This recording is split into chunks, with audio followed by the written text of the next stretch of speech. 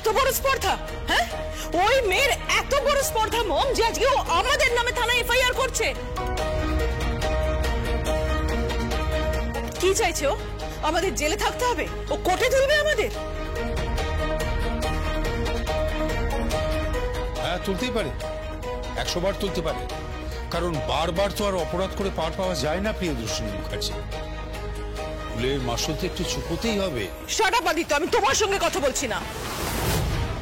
রানী, আমি তোমাকে জিজ্ঞেস করছি, তুমি ওই মেয়েটাকে, ওই শোলককে এই বাড়ি থেকে বার করে দেবে কিনা বলো। তুমি ওকে বার করে দাও প্লিজ, আমি ওকে দেখতে পাচ্ছি না। I don't want to see her, তুমি বুঝতে পেরেছো? আজকে ওই মেয়েটা আমাদের নামে এফআইআর করেছে, থানায় গেছে। রানী, ও কি চাইছে আমি বুঝতে পারছি না, ও কি ভেবেছে এটা কি? রানী, চুপ করে আছো কেন তুমি? কি হলো, উত্তর দাও। ও কোথাও যাবে না।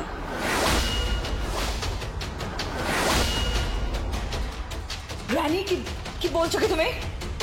হ্যাঁ, ওখানে থাকবে, কোথাও যাবে না। গ্র্যানি, এটা জানা সত্ত্বেও যে ও প্রিয়দর্শিনী মুখার্জি, আঁচল মুখার্জির বিরুদ্ধে থানায় এফআইআর করেছে, এটা জানা সত্ত্বেও ও এই বাড়িতেই থাকবে? এটা তোমার কেমন ডিসিশন আমি বুঝতে পারলাম না। একটা মেয়ে পার ইন্ডাস্ট্রির ভিত নাড়িয়ে দিচ্ছে, আর তুমি তাকে বলছে এই বাড়িতেই থাকবে। আমি জাস্ট ভাবতেই পারছি না, তোমার ডিসিশনকে আমি ডিসরেসপেক্ট করছি না, বাট এটা ঠিক নয়, এটা ঠিক নয়। এটাই ঠিক, যেটা হচ্ছে সেটাই ঠিক, সেটাই হবে, সেটাই হচ্ছে। অ্যান্ড মম, প্লিজ, অনেক তো অন্যায় করেছো, আর নয়। এই তুমি চুপ করো। কি জানো তুমি? ও আমাদের নামে এফআইআর করেছে। জানো কোন কোন ধারায় আমাদের এগেইনস্টে চার্জ ফ্রেম হতে পারে? কি হতে পারে তুমি জানো? না না, আমি বুঝতে পারছি না যে তুমি এত ভয় পাচ্ছ কেন। কেন এত ভয় পাচ্ছ? তোমার তো ভয় পাওয়ার কারণই নেই, কারণ তোমার নাকি অনেক ক্ষমতা। আদিত্য, ক্ষমতা পরে, তার আগে রেপুটেশন। সেটা উনি কি করে বুঝবেন মম? সেটা না ওনার আছে, না উনি সেই জায়গাটাকে ওকে দেবেন। হ্যাঁ, সকলের সামনে সিকিউরিটি গার্ড দিয়ে যাকে ঘাড় ধাক্কা দিয়ে বার করে দেওয়া হয়, তার আবার রেপুটেশন কি আছে বলো? হ্যাঁ, তুমি ঠিকই বলেছো। তবে কি জানো, তুমি যে আমার মেয়ে সেটা আমার ভাবতেও অবাক লাগে। আর তুমি আমার সেই মেয়ে যাকে আমি এত কষ্ট করে বড় করেছি, যাকে সমস্ত কথা রাখো।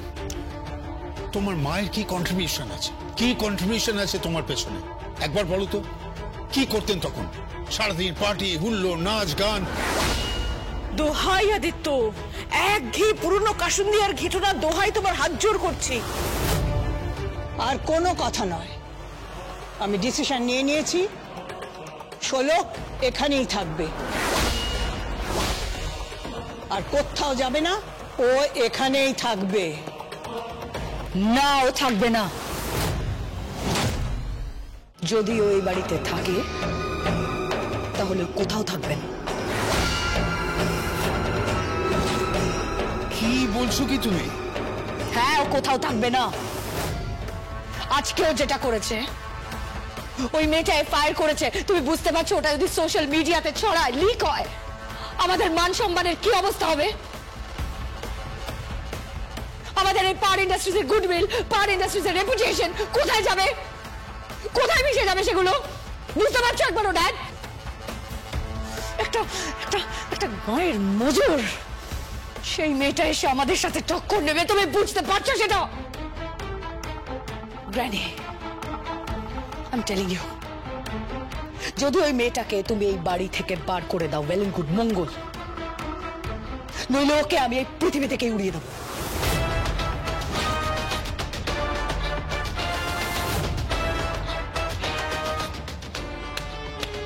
বাহ, আমার দিদি তো দেখছে একদম গুন্ডাদের মতো কথা বলছে। সঞ্জয়! হ্যাঁ, তোমার কথাবার্তা গুন্ডাদের মতোই শোনাচ্ছে, তাই না ড্যাড? আর এই যে মম, আমি ঠিক বলছি তো? আমার তো তাই মনে হচ্ছে। আর শুনছিলাম যে তোমরা নাকি কোন চানু গুন্ডাকে হায়ার করেছিলে, তাকে হায়ার করে নিজেদের ফ্যাশন শোটা নিজেরাই ভাঙচুর করেছো।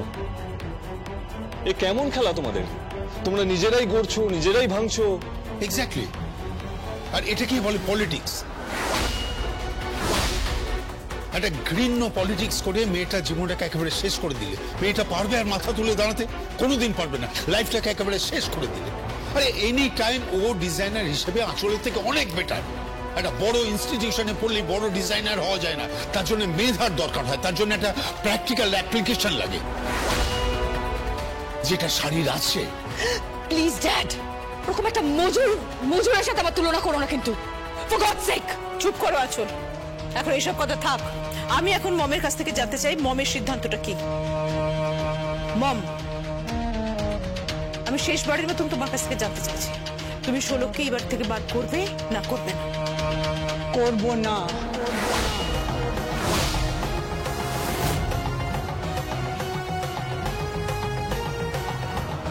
এবারই আমার, আর ও এখানেই থাকবে, এখানেই। মম, আমি হাত জোর করছি তোমার কাছে। মম, ওই মেয়েটা এই বাড়িতে থাকলে কিন্তু অনেক বড় ঘটনা ঘটে যাবে। কি ঘটাবেন? কি ঘটাবেন?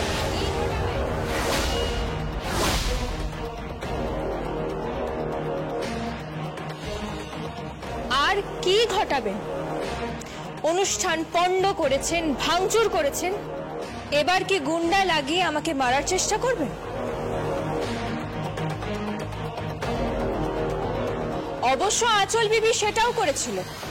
কি মেম সাহেব, করেছিলেন তো, তাই না? আর সেই গুন্ডাদের কি হয়েছিল সেটাও আপনি জানেন। তাদের এমন মার মেরেছিলাম আমার নামটা কোনোদিনও ভুলবে না। এই ষোলকের নাম কোনোদিনও ভুলবে না। খোদাই হয়ে থাকবে ওদের মনে। আপনি চেষ্টা করুন, আপনি চেষ্টা করুন, কিন্তু আপনাদের আমি সতর্ক করে গেলাম, আপনাদের কোর্টে আমি তুলবই। আপনাদের কেসটা আমি কোর্টে নিয়ে যাবই, ছাড়বো না আপনাদের, ছেড়ে দেব না। তুমি কোর্ট অব্দি যাবে? অথচ তুমি জানোই না তোমার দিদির 50 লক্ষ টাকা দেনা আছে আমাদের কাছে। তোমার দিদির জন্য আমরা যে পরিমাণ খরচা করেছি না, সেটা শোধ করতে গেলে সব বিক্রি হয়ে যাবে তোমাদের, সব। তোমাদের ভিটে মাটি, তোমার দিদি, তোমার মা। প্লিজ মা, এসব মানুষ বিক্রির কথা বলুন। সেসব প্রথা উঠে গেছে। এসব জঘন্য জঙ্গলি প্রথার কথা মুখে এনো না, শুনতে খারাপ লাগে। পাওয়ারের বশবর্তী হয়ে তুমি কি বলছো নিজে জানো? প্লিজ ওদেরকে ওদের মতো বাঁচতে দাও, ষোলককে নিজের মতো বাঁচতে দাও, ওদের স্বপ্ন পূরণ করতে দাও। নেভার। আজকের পর সেটা কিছুতেই হবে না সার্থক। এফআইআর হয়েছে, পুলিশের খাতায় নাম উঠেছে এই আঁচল মুখার্জি আর এই প্রিয়দর্শিনী মুখার্জির। বুঝতে পেরেছ মামাজি? কি? তুমি ওদেরকে বুঝিয়ে দাও এই পাওয়ার ইন্ডাস্ট্রিজ এর পাওয়ার ঠিক কতটা। চলো আঁচল। ওকে বোঝান, এরপরে যা হবে তার জন্য কিন্তু আমি দায়ী হব না। তাই শকুনি মামা। ষোলক, হুমকি দিচ্ছেন আপনি? লাভ নেই, আমি ওই চানু গুন্ডা থেকে গিয়ে মেরে আসবো। আর রইল বাকি কোর্ট। ওই আঁচল মুখার্জি আর প্রিয়দর্শিনী মুখার্জিকে তো আমি কোর্টে নিয়ে যাবই, আদালতে তো নিয়ে যাবই, ছেড়ে দেব না আমি ওদের। পাপীদের শাস্তি হতেই হবে, এটাই আমার সিদ্ধান্ত। যদিও প্রিয়দর্শনী আমার মেয়ে, আঁচল আমার নাতনি, তবু আমি তোমার পাশেই আছি।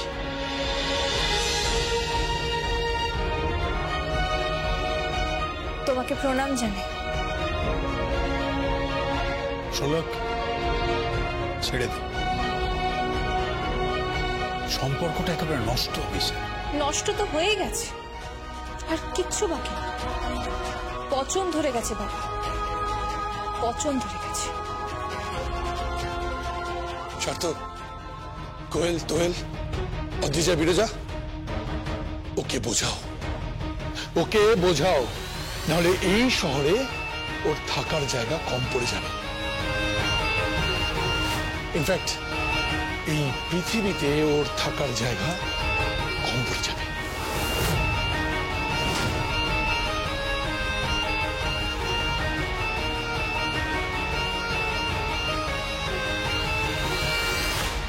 কি জানি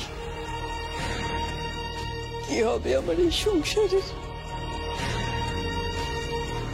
ঠিক হয়ে যাবে, সবকিছু ঠিক হয়ে যাবে। শোলক যখন বলেছে তখন আপনি দেখবেন সব কিছু ঠিক হয়ে যাবে, ও সব মেরামত করে দেবে অবশ্যই, যদি আঁচল মুখার্জি আর প্রিয়দর্শিনী মুখার্জি কোনো অন্যায় না করে। যদি ওরা দুজনে মিলে আইন হাতে তুলে না নেয়, আর যদি আইন ওরা হাতে তুলে নেয়, তাহলে এবার ওরা দেখবে শোলকের চণ্ডীর।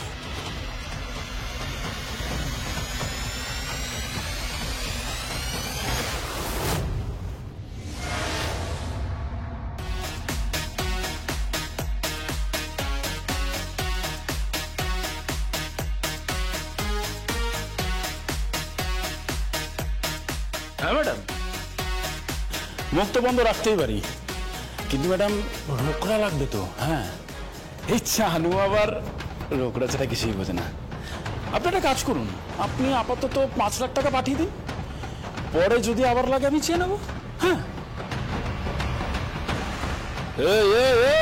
আঁচল মুখার্জি, চানুর উপরে একদম গলাবাজি নয়। হ্যাঁ, আমি যদি একবার মুখ খুলি না, আপনি তো গেলেন। হ্যাঁ, তো আপনি 5 লাখ টাকা পাঠিয়ে দিন, ঠিক আছে? রাখছি ম্যাডাম। এই কি রে, আরে 5 লাখ টাকা আসছে রে, পাঠিয়ে মদ ডাল, মদ ডাল।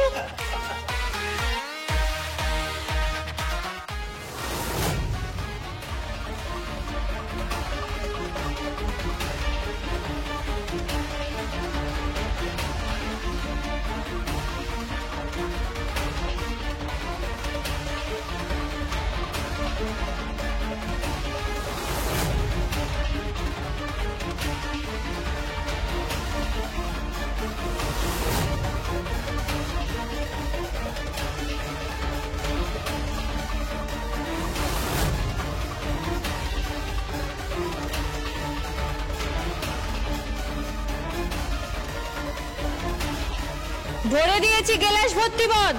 কে ভাই?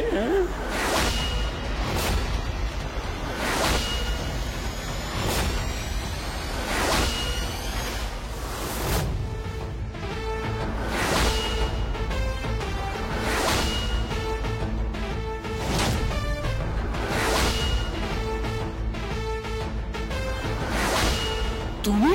তুমি নয়, আপনি।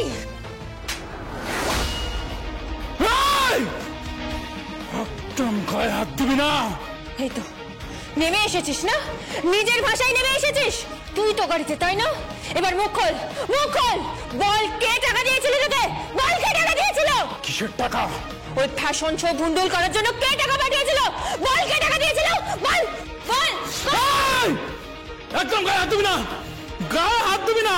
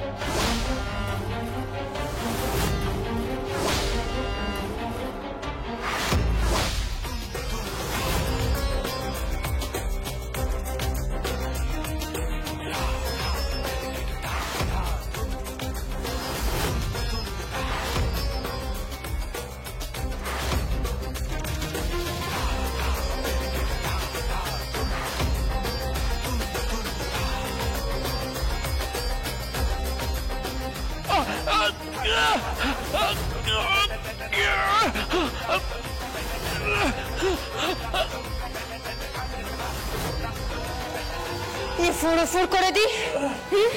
বল বল কে পাঠিয়েছিল, বল নইলে বল।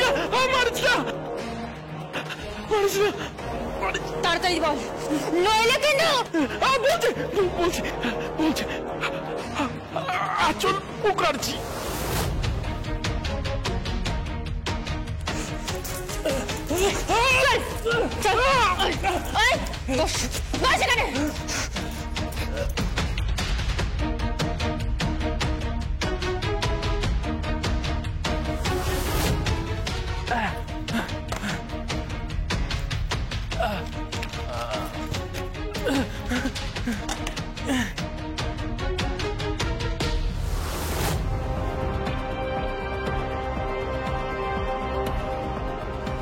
বয়ানটা নিয়ে নিলাম তোর, এটা বড় বাবুর কাজে লাগবে।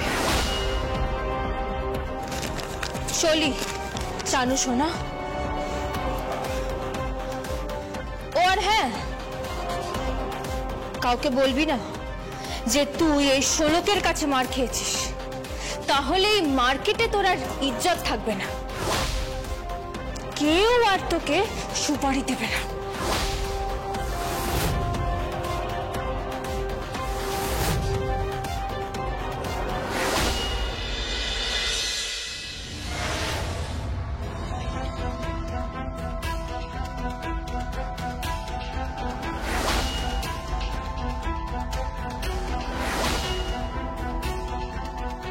এটা কি কার্ড, বিয়ের কার্ড। ও তুমি তো বোধহয় ওই টিপ ছাপ দাও, মানে থাম ইমপ্রেশন। তুমি সই করতে পারো শোলক, বাংলা পড়তে পারো তো তুমি? ওই কি যেন বলে তোমাদের পাঠশালায় গেছো তো ছোটবেলা থেকে?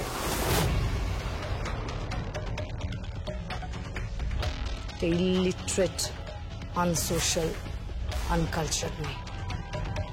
কি বলছেন কি আপনি? বলছে অশিক্ষিত, অশিক্ষিত একটা মজুর এ বাড়ির বউ হয়েছে। যাই হোক, কার্ডটা পড়ে নাও, তোমার দিদির বিয়ের কার্ড। দিদির বিয়ের কার্ড? পড়ে নাও, ভালো করে পড়ে নাও। কে নেমন্তন্ন করছে? আমি নেমন্তন্ন করতে আসিনি, নেমন্তন্ন করতে এসেছেন উনি।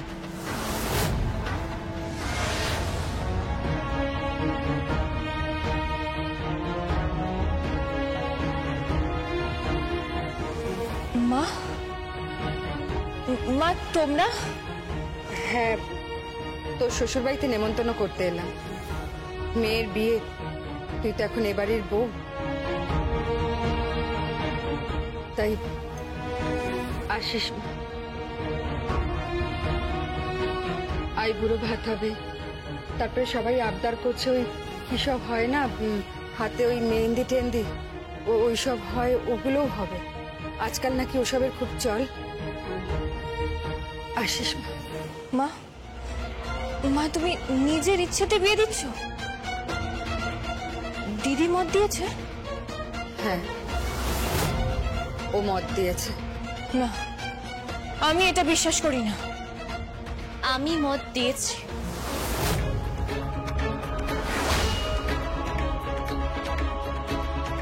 দিদি? হ্যাঁ, আমি মত দিয়েছি। তোরা সকলে যাস নিমন্ত্রণ রক্ষা করতে, আপনারাও কিন্তু যাবেন।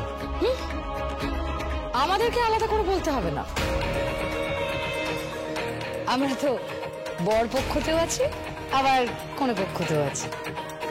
শাড়ি, তোমাকে কিন্তু একটা সুন্দর নতুন গাড়ি গিফট করা হচ্ছে। জমিনাটা জমি গিফট করা হচ্ছে। আর হ্যাঁ, একটা আলাদা বাড়ি তোমাদেরকে দেওয়া হবে। ভরিয়ে দিচ্ছি একদম শাড়িকে। শাড়ি, আর তোমায় শাড়ির নকশার কাজ করতে হবে, সুতসুতে হাতও দিতে হবে, কোন রকম নকশা তৈরি করতে হবে না শাড়িতে, নইলে ওই হাত তোমার আমি কেটে দেবো। কিছু কিছু বললেন? না কিছু না তো। আপনারা এক কাজ করুন, আপনারা বসুন, একটু জল খাবার খেয়ে যাব। হ্যাঁ বসছি। আরে আরে আরে, কোথায় চললেন? সোফায় বসতেন? না, এই নোংরা জামা কাপড়গুলো পরে প্লিজ সোফায় বসবেন না, সোফাটা আমাদের নষ্ট হয়ে যাবে। আপনারা মেঝেতেই বসে পড়ুন।